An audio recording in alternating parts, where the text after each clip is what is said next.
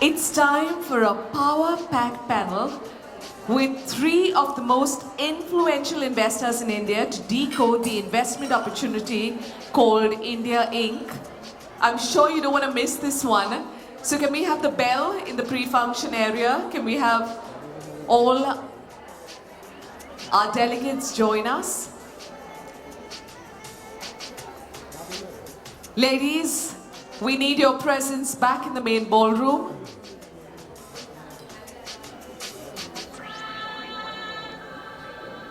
Everybody in the pre-function area, we need you in the main ballroom. We promise you many more networking sessions. This is only the first one.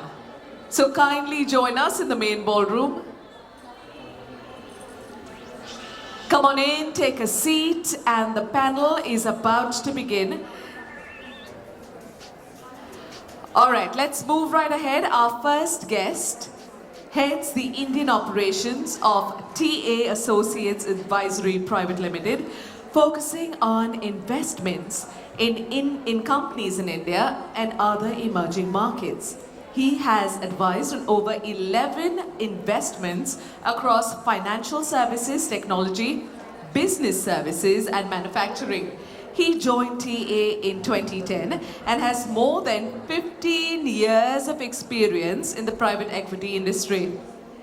Ladies, please join me in welcoming Dheeraj Podar, Managing Director and Country Head, TA Associates. Thank you. Our next speaker has created and led over 15 transactions for TPG Capital in India, including Matrix Laboratories, Vishal Retail, invested in over $500 million in the Shriram Group in 4 of the group companies, in Manipal Hospitals and Jana Bank, in UPL Corp, Sai Pharma and RR Kabel, and recently in Reliance Jio and Reliance Retail and in Fractal. He currently serves on most of the board of directors of these companies prior to joining TPG in April 2002. He was CEO of Private Equity Group for GE Capital India, where he was responsible for conceptualizing and creating its direct and strategic private equity investment group. Delighted to welcome on the stage co-managing partner TPG and the head of TPG Capital India. Please welcome Puneet Bhatia. I now welcome our next speaker, who has over 22 years of experience in private equity.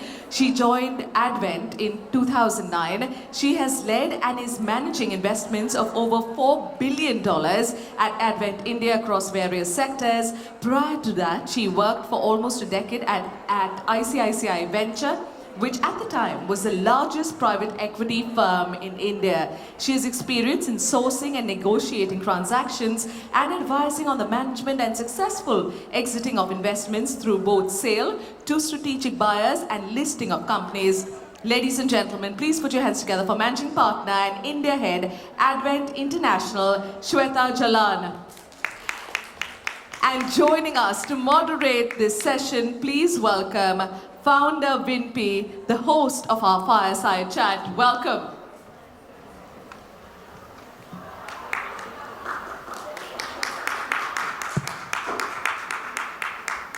So it's good afternoon now. Good afternoon, everybody. Good afternoon to the panel. Thank you for joining us today. We've had a good morning. We dug deep into what's going on in the early stage space, the startup's journey, and we also delved into how the ecosystem and the industry is evolving or is expected to evolve in the future. And I think this is a brilliant opportunity for us to dig deep into the opportunity that's called India Inc. With the three of you, I would like to do it in a way that I ask a question to all three of you, because I believe with your experiences and your backgrounds, you will have different perspectives. So I'll just go in any random order if that's okay. Yeah? Okay. So some background here. I've got some data. We've come out of the COVID-19 pandemic, and we've had global macroeconomic uncertainties and a lot of geopolitical unrest going on in the meantime. But while this dampens investor sentiment across the world, the private equity and venture capital activity in India has held strong. In 2022, we looked at activity levels of $61.6 billion. This is about 12% lower than the 70% odd deployed in 2021. But it is still a lower contraction than what we have seen in the rest of the Asia region, because India's share of investments in Asia Pac has gone up from less than 15% to close to 20%. So, what makes India so attractive to investors? Shweta? So I think it's part of the reason I have to say is there are very few options within Asia, and I think the more China continues on the same path as it is continuing at this point in time, the more India will be in favor, I think, and that's an honest answer. So part of China from a geographical and size standpoint is, an economy standpoint is so much larger than India that frankly it was hard to ignore. But I think given the geopolitical tensions between US and China in particular, there has been a huge pushback on investing in China. And just before the panel as well, Puneet, Dheeraj and I were discussing how that has become more and more challenging for all global funds to invest in China, right? And that has brought focus into India, which in some senses is the second largest geography ex-Japan in Asia that you could invest in. I think that's I would say one of the prime reasons. Second, if you look at it, there are a lot of things going for India at this point in time as well, right? You do have a completely, stable political environment, which is very helpful. Even from a currency standpoint, in a relative context to many other emerging markets, I think Asia has held up well. Third, demographic profile, which we cannot ignore, is probably amongst the best in the world from an India standpoint, which bodes well for growth. And people are now looking to India from the growth standpoint and not that many other geographies, growth and stability standpoint, not that many other geographies people can invest in, right? And I think that's what's attracting people to India in many ways. And I would say by and large, law, regulatory framework, and so on have been supportive, right? Even some of the retrospective tax laws and issues that were there, while some of that hasn't gone away completely, but I would say the environment on balance has been very favorable relative to many other emerging markets. So I think that's why India is really, in many ways shining from a private equity standpoint as it stands today. So if one took out the lens of emerging market and had to look at a global context, would India still be attractive, Puneet?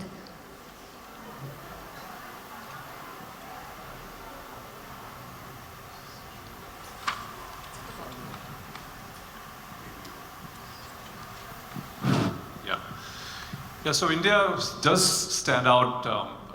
I guess a lot of acronyms have created over the years. Used to be BRICS. You look at all the other kind of BRIC countries except for India, they seem to have had their share of issues. On a structural basis, the points that Shweta made were absolutely perfect. That you've got great government, probably the most reform-oriented kind of leadership that you've seen. I think what's really striking here is that these reforms are no longer just kind of academic. The citizens at large have started to taste the benefit of these structural reforms. When you say that in the last 3 or 4 years, 500 million new bank accounts have got created, that is actually increasing the mainstreaming of the financial services. The universal health coverage that the government announced has got 500 million new lives insured. So I think when you look at the staggering numbers that these reforms have really translated into an opportunity, that's really, I think, striking and somewhat unique in the context of the world. I think the issues that seem to have held India back are exactly the ones that now seem to be supporting the country and making it a compelling investment destination. So the fact that we're not as interconnected with the world, these supply chains that were kind of more globally intertwined. India's domestic consumption story, that was perceived to be somewhat kind of a weakness, is now really emerging as a strength. So as we, operate across the globe and invest, in multiple countries on a relative basis, I don't think any other kind of emerging market, has the kind of compelling kind of macros that India does. And as I think some of the benefits of the strong kind of fiscal and the monetary stimulus that you've seen drive almost 0%, cost of funds across the globe and low inflation, as some of those structural tailwinds are also reversing. I think India as a well-performing, very stable, with good and improving macros and a domestic consumption-led story really makes it somewhat unique and a very compelling in kind of the portfolio of countries that we look at and operate in. Thank you, Puneet. Neeraj? Yeah, I mean, I agree obviously with a lot of what got said, and I think just to add to it, it's a growing economy, but when we look at it, it's not necessarily a relative allocation for most firms. We operate a global fund, we do growth investing, we do both minority and majority, and the question is, does it work for your style, and does the market throw up enough opportunities for you to underwrite the kind of returns that you want to? And we've been here on the ground for about 13 years. We've always come across interesting businesses, interesting founders that we can partner with. The degree of entrepreneurship in the country is pretty high. And I sort of say we all have to work harder in this country to make the same returns that you would in a developed market. I think that also brings with it its own tenacity. So yes, there are challenges in India, but people find a way to solve them and move forward. I would say the other aspect that we find a little different in India vis-a-vis some of the other markets is the power of compounding is much higher. You find a great business, you find a great entrepreneur, if you are able to stay the course for longer, what you can make at the end of it as an outcome is pretty interesting, as opposed to churning your portfolio probably more frequently. Some of it is also a compulsion. It takes longer to get deals done, it takes more effort to generate returns and to frankly find exits. So you sort of marry that along and you get better bang for the buck by just holding on for longer. At least that's been our experience over the years. No, thank you. And I think it is a time in the world when we're seeing interest rates and inflation rates changing, right? And I think at any time when there is a significant economic displacement that happens, and especially when it happens in the US, the domestic market for a US investor does become a lot more interesting. If you look on a risk-adjusted, currency-adjusted basis. So just knowing that there are these strong structural factors that are in favor of India, I think is I don't know what the right word is, but to me at least it's encouraging. And because the industry here is over a period of time become extraordinarily vibrant and a significant part of the economy. But it has also changed, as we've been discussing this morning.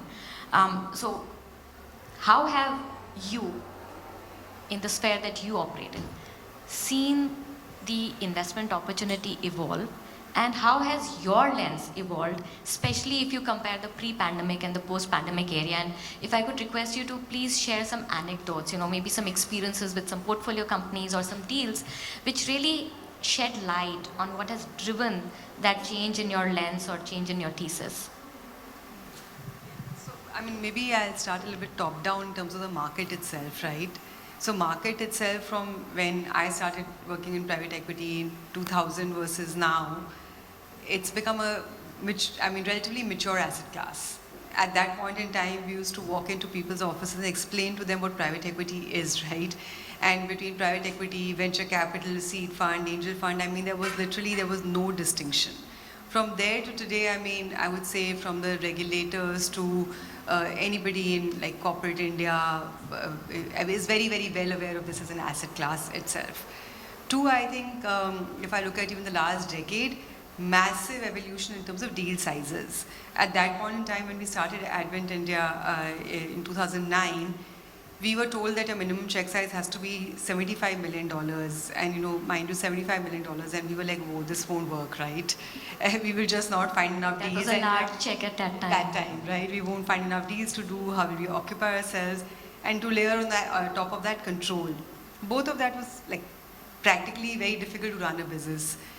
Cut to today, I think we are saying our minimum check size is 200 million. We will by and large do control, and frankly, there is no point in time, despite having 2x or 3x or 5x office size what we had then, that the team has any spare time, right? Because there's enough opportunity coming out of, I would say, various, changes, right? Succession issues. Interestingly enough, succession is not because I don't have a successor. Succession can also be because I think my successor is not competent enough to run the business, or I have like 2 or 3 sons, I'd rather divide the money and then move on in life rather than, wait for the infighting and so on to happen. So could be various reasons why people are selling because of succession issues, right? The second big trend is certainly a lot of founders having diversified into real estate, infrastructure, and so on, and got into trouble, and then having to sell their crown jewels in many ways, whether it was Crompton that came out of that, or whether it is DFM that came out of that, DFM Foods that came out of that. We've done multiple deals coming out of that theme. So I would say by and large at the highest level, the industry has evolved a fair bit. I can't say it's as mature as the US or Western European market, but I think it's a lot more evolved than what it was when we started. So that's the industry piece answer. What has changed for us, I would say, some basics that we probably did not give it enough attention to 20 years back, we do now, which is forensics. You have to start, before we start a deal, we do a forensic. Depending on the counterparty, we'll do 2 forensics. But I think that's one thing that we are very, very focused on. You can do a good deal or a bad deal. But if you get stuck in a bad situation with a wrong partner or wrong seller or any of those things, I think, you are just toast, right? It's just hard to find a way out of it. So I think that's one. 2, I think, is a plan B. So whenever you invest, you will have all these great Excel sheets, right? Where you have secular growth, you will expand margins and so on. And one gospel truth, nothing will go as planned. Look at the last 5 years, demonetization, GST, COVID. I mean, there will be something. And today also it feels like, oh my God, it looks like we're turning the corner and everything is going to be good. And there's a more than a 50% chance that something will go wrong. So you have to have a plan B. And you have to assume that things will not go as per plan. So what can you do more on the cost side? What is more M&A that you can do? How can you ensure that you have a backup for a backup, right? To ensure that you at least come close to your investment case, if not your investment case. So that's the second big change that at least we have made at our end, that make sure that you have a plan B. And linked to that, I would say thirdly is, if you have factored in a tail risk, assume it will play out. So then let us definitely look at a case where, your tail risk plays out and what that means for your investment case. So these are, I would say, the 3 changes that we have made, over the last, 5 years, 7 years, 10 years as a case maybe. In some ways, would you say you become a little more careful? Oh, for sure. Let me not say a little more careful. I don't think we were ever careless. No. But I would say we've become more realistic about what can play out and what cannot play out, right? So realizing that things just don't always go or never go as planned. So how do you kind of ensure that you have enough of a backup option to still make sure your deal works? Puneet. Yeah, so to me, COVID has actually been the watershed moment for India. So one, obviously, the way we kind of managed through that crisis, has now become a case study for other emerging markets as to, how to kind of orchestrate a campaign and come out of that. And I think a lot of the other more prosperous, more gifted countries had struggled with this versus kind of India that actually, sailed through it with very little kind of damage. But I think more importantly, there have been a lot of these subliminal changes as well. So one, it actually has, put a spring in the step, you find, of a lot of the corporates. Secondly, I think some of the reforms that the government has initiated over the course of the last few years probably saw a step change during COVID. So this is what I define as formalization. So, I guess it was anyone's guess whether the grey or the black economy in India was a third or 50% of the actual kind of GDP.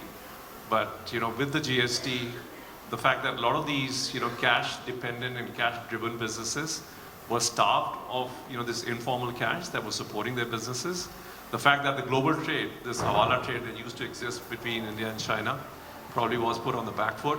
So there were a number of factors that have actually seen the market shares of the formal or the more organized or branded players increase, during the phase of COVID. So to me, that's been the, striking kind of a step change that we've actually seen. Now, in terms of how our portfolio companies have managed through that, again, we have a about 3 portfolio companies that are into financial services. A lot of their collections were in cash because they had created these business models that were lending to new to credit. So it was these micro entrepreneurs, it was this new to credit, type constituents, and there used to be a massive field force that would actually go and collect cash. Now during COVID, with the lockdown, that wasn't possible. So we saw millions of these, borrowers get converted to digital, payment capabilities. This whole adoption of tech, the focus on kind of cost restructurings and cost takeouts.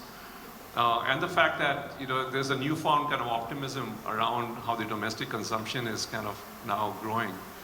So to me, I mean, as we interact with the portfolio companies, I mean, we can actually palpably and in a discerning way kind of see the changes that they have made that have lent themselves to more, I would say, a stronger fundamental story, a stronger kind of a structural kind of a mix that these companies have created, and how they seem to be more confident about how India will continue to grow.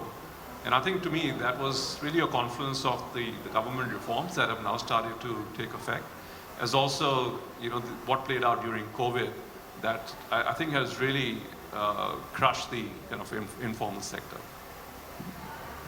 Yeah, I guess the other thing that's changed when one thinks of the market and how deals are getting done over a period of time is the kind of talent people are able to attract. So there are now enough instances where professionals decided to quit a cushy job at an MNC and take on the role of a CEO. It could be because there's a private equity owner, or it could be because there's a significant ownership of a private equity fund. And there are examples of people having made very nice returns for themselves, having built and created a business. I think that's become a little bit of an attraction for other professionals to look at it and say, this is a model I can replicate. And you're seeing this across sectors. You're seeing it in consumer, in financial services, healthcare. I think there's a greater acceptance that if you have to attract that kind of a talent, even if there's a founder, the founder has to step back and make space. The concept of what a board needs to do vis-a-vis how it used to function in the past, I think that's evolved for the better. So a lot of this, in some ways, has also led to what Shweta was alluding to, which is the buyout markets evolved. The shareholding and the execution of a business plan are two distinct things now. And to that extent, you can attract the right talent for each job. And I think to that extent, it also has led to people understanding that you need to put enough incentives on the table. If things work out, you've got to share wealth. I see that today in a lot more founder-owned businesses, even when there is no private equity fund, where they're willing to bring in professional managers, they're willing to put option pools on the table, they're willing to create incentives that allow for people to become really, really wealthy if they perform to plan. And I think that's been a great enabler. I think the other part I draw a little bit from what Puneet mentioned, the formalization of the economy has also allowed funds like, all international funds, frankly, to think of owning businesses that actually in the past you would struggle to, because you just didn't know what you were getting into. You didn't know whether the books were what they were and what were the parallel set of books one was dealing with. I don't think it's gone away. I think it's still a very, very, everybody has to be diligent and we all make mistakes. But it's become somewhat easier to take on that onus of saying, let's go and do this. Thank you. And so what I'm hearing there is two layers. One is how the industry and the country has evolved, how the investors themselves have evolved based on their experience. And combining the two, how is it that we are seeing the trends go forward? And that is what I want to pursue in my next question. So I was just reading this private equity report, the Bain private equity report that came out a few days back. And it brought about a very interesting aspect, saying that traditional sectors are still continuing to dominate the deal activity. And IT, tech, new age businesses are still less than half. So it's still significant. Traditional sectors are 60% and new age, IT, tech is 40%. With all of this conversation about technology disrupting business models and going across sectors, when you are looking at larger businesses, and especially Shweta, you said you're looking at a minimum deal size of $200 million. So is it that you still have a limited opportunity set when it comes to, say, IT, tech-led new age businesses, and is that therefore the reason that we still see a large amount of deal activity concentrated in the traditional sectors?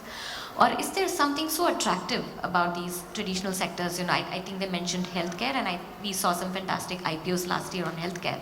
So, you know, healthcare, financial services, very prone to adoption of tech, but at the same time, evergreen from the point of view of a country like ours, which has the demographic that needs these services. So as investors, when you're looking at the opportunity going forward, one is your lens, but what is it that you're betting on? What are the sectors that you think are interesting, or what are the disruptions or dislocations in the market that you're excited about? Yeah. So I haven't read this New Bain private equity report, but that could be a year-on-year phenomena as well, right? I'm sure if you cut this data 2 years back, it would look very different. I think a large part of the investment was going, that stack was going into new age businesses with the SoftBanks and Tigers and so on, investing meaningful sums of money behind new age and disruptive businesses. So I think that data probably, as that market has mellowed in the last, 12, 18 months, probably showing that there is lesser capital going in there vis-a-vis traditional sectors.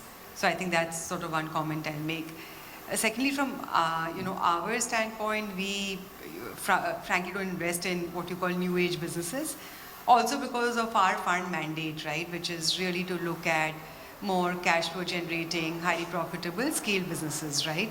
So, I mean, that doesn't really fit into this new age phenomena. While some of them have attained scale from a revenue standpoint, most obviously don't have profitability and cash flow to show for that, right? And that's something as a fund we by and large steer clear of. Few occasional deals maybe you do in that space, but that's not the real mandate. So at least that's the way we think about it. Having said that, I think this digital new age disruption has an impact on every business today. And that's what we focus on as we invest in businesses. So whether it is Yes Bank or whether it is Aditya Birla Capital, or we invest in one of the new age lending business called Credit B, right? You have to look at how technology can disrupt that business and how you can be ahead of the curve on that front, right? So that's the way we think about disruptive technology as opposed to investing in new age businesses. And we focus very sharply. There are some businesses which will not get disrupted in a hurry, which are more sort of, touch and feel businesses. But there are some which, particularly I would say in financial services, which will get disrupted much faster. And you have to, in that context, be ahead of the curve, be thinking of how to invest, where to invest, what our technology spend should be, digital initiatives and so on, right? So that's where we spend our time in some of these businesses to ensure that you're not left behind and the bus doesn't leave the station and you are left behind in that context. I think pure tech started off with a lot of promise, and of course, like everything that is kind of faddish, you had a lot of kind of capital flowing in. And I guess in the last couple of years, as the dust has settled, you realize that these were not fundamentally new businesses. It was just that they seem to have held out more promise, right, and more of a threat of a disruption. I think what's integral is that go forward, technology is going to be really more of a core kind of a skill and a capability that you have to create, versus a standalone tech company really, emerging as kind of a sure shot disruptor. And in India, I think one of the things that we've always struggled with is that, there have been these dealer, distributor, kirana store-led, kind of unorganized or semi-organized led kind of retailing or consumption led models, which have been very difficult to disrupt. And if you actually then create a D2C or you create new channels like online or e-commerce, and that is being supported by the warehouses and the logistics and the infrastructure that's now in place, I think you've certainly kind of disrupted an edifice that has existed for the last 50 or 60 years. So I think that's, to me, the biggest opportunity in India, that you're now creating tech-enabled, and where tech is really at the core. And that's disrupting the status quo that has existed in this country for the last many years. And now the smart entrepreneurs who see that opportunity to be able to ride on this kind of new set of avenues and the new infrastructure, and better kind of analytics that you can run on consumers, and the better way to service and anticipate and fulfill the demand of the customer holds a real promise. Now these traditional companies, if they can't adapt and they can't actually then match the capabilities of some of these new age companies, are going to be the ones that will get hurt the most, right?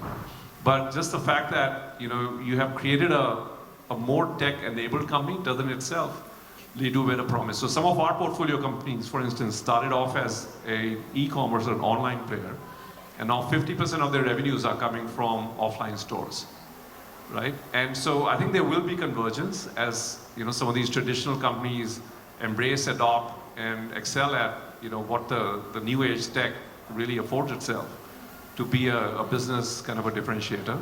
And it'll be the new age companies as well that actually then start straddling some of the more physical and traditional business models. So over a period of time, you'll see the convergence, of both offline and online.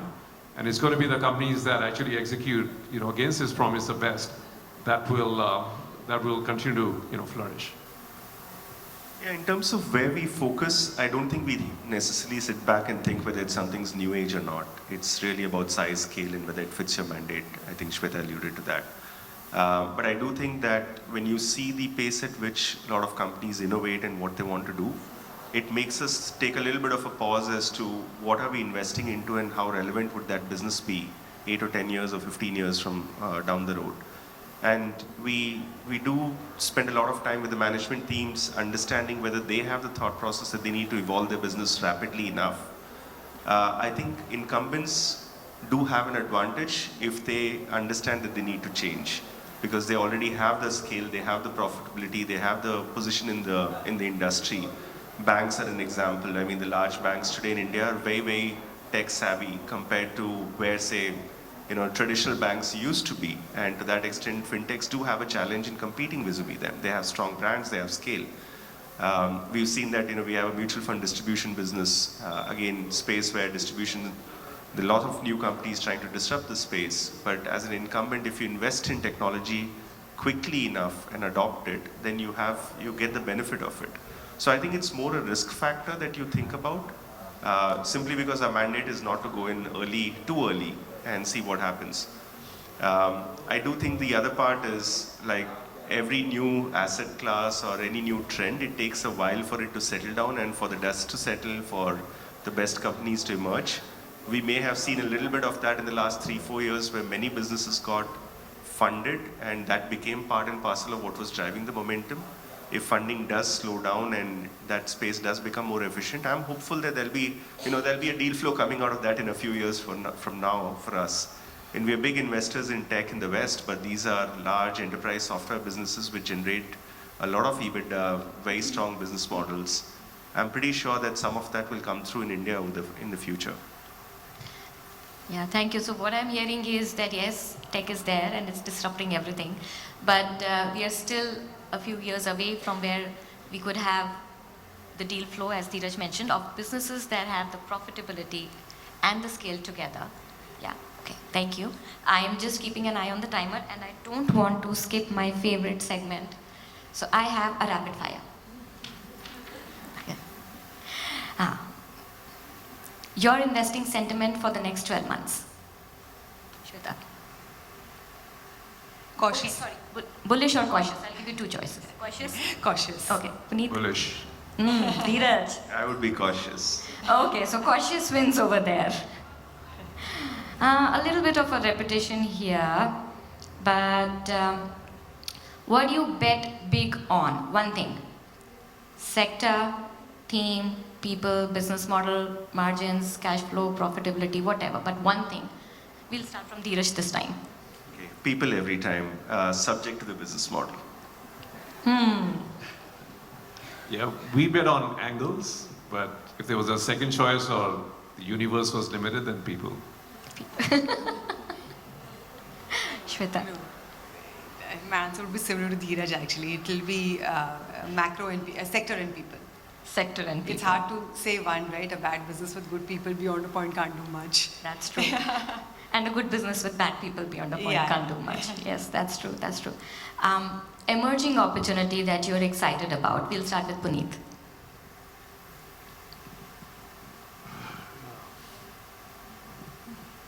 Pass.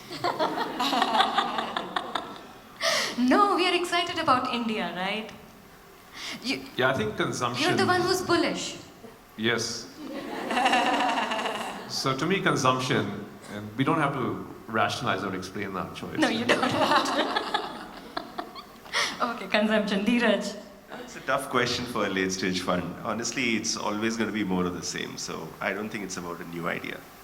No? Okay. Shweta? I mean, a new sector relative to what we've done in the past, I would say industrials. Okay. Yeah. Okay. Thank you. One word for investing in India. Dheeraj. Always interesting. Mm-hmm. Puneet? Landmines. Shweta? Patience. That's a good combination between the three of you. I think we've got a sound piece of investing wisdom here. Okay, your favorite piece of advice, Shweta? Say perseverance always pays. Puneet? For me, I keep saying private equity is a people-driven or an EQ business.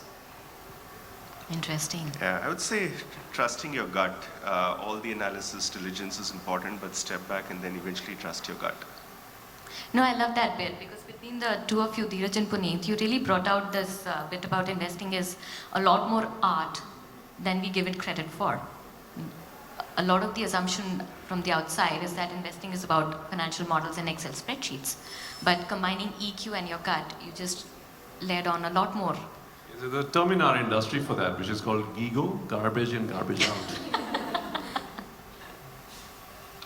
Yes. Okay, so this is a WINP conference. So what does gender diversity mean to you? We'll start with Dheeraj. We'll go last with Shweta on this. I guess to be able to work without having to prove yourself to be better than anybody else just because of your gender or frankly any other criteria. Wonderful. To me, it's a need of the hour. You know, I think our industry still continues to suffer from probably amongst the worst gender diversity, and India stands out as probably amongst the worst exponent of that. So we certainly need more, better, gender diversity. Shweta? It's a necessity for better outcomes. I think it's not a nice to have anymore, it's a must have, right? Otherwise you will see declining outcomes. Thank you. I'm seeing time's up. I do have 3 questions here which were received in advance. And I think I will take one which is taking us away from the technical theme. But we have a lot of young investors in the audience. So one question was that as young investors think about their career path, should they focus on building sector agnostic experience, or should they get into finding sector alignment and sector expertise a little early on? I mean, is it important that early on they start, say, specializing, or should they focus on a broader set of experiences? I would say broader set of experiences, at least that's my perspective, because I also, it's from a sector standpoint, it's not like there's enough depth in every sector today, right? So if you very early on, say, specialize in healthcare, and for next 2-3 years it becomes a much softer sector as you're trying to kind of build your career, you may just not build that deal experience, right? So just understanding the toolkits of investing, understanding sort of a wide range of sectors, developing that gut, the feel that Dheeraj spoke about, or the people angle that Puneet spoke about, all of that is really important, right? Because that will make you fundamentally good investor. And then for specialization, you have a long way to go and you can build your career along a certain specialty or a certain sector much later on, I would say. I totally agree. So when you do your MBA, they actually make it very broad-based, multidisciplinary. And I would say that same trajectory should sustain for the first handful of years. So the more experience you can get, the more multidimensional you can be earlier in your career, and then the wider aperture then starts to narrow as you get more senior, depending on your aptitude. I think you have to provide yourself and afford yourself the opportunity to pick your strengths, right? And that can happen only if you actually get exposed to multiple facets and then decide where your strengths lie. Yeah, I mean, I'm a generalist as well, so I guess the advice is the same. The only other thing I would say is sometimes it's down to the individual. If you're really, really passionate about a space, then go and make it your own. That's fine. There's no right answer to this. Wonderful. Thank you so much to the panelists. It was a pleasure chatting with you and an honor to have you here. Thank you. Thank you. Thank you.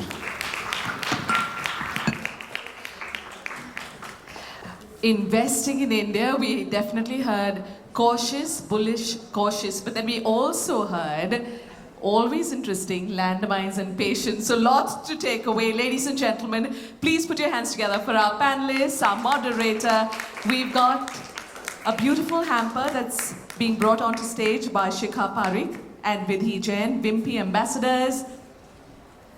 Thank you so much.